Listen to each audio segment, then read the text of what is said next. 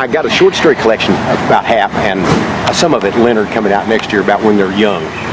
And some of it I think is and a lot of it's true stories from my own life. A lot of it is stories that come out of my own life, and then some of them are just made up. But most of the stuff that I write that I really care about is somehow connected to my own experience or the experiences of others that I've known, or tall tales that I've heard and that I've, sort of extrapolated.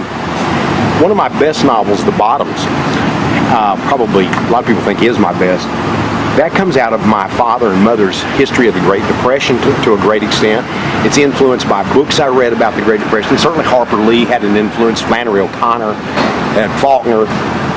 And their experiences are, of course, not mine, but they are mine by proxy. And also, my parents probably had experiences very similar to that, because a lot of things they told me were not too unlike that, or like John Steinbeck to some degree, because they went through the Great Depression. They weren't in the Dust Bowl. They were in East Texas where, as you can see, things grow. You can throw a seed in the dirt and it'll grow.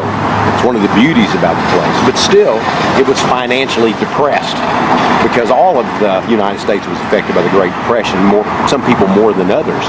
And, they used to say about, and I think my dad was the first one who told me this, it says that when the Dust Bowl was going on, it was because the wind was blowing away all that loose dirt that they had farmed so inappropriately, that you could tell what color the dirt was from which state it came from. You had white sand, red sand, black sand, so they knew where that was coming from because that area had that black dirt, or that area had that red dirt, or that white dirt, If you go up in North Texas, you got black dirt. Here, you got red clay and white sand.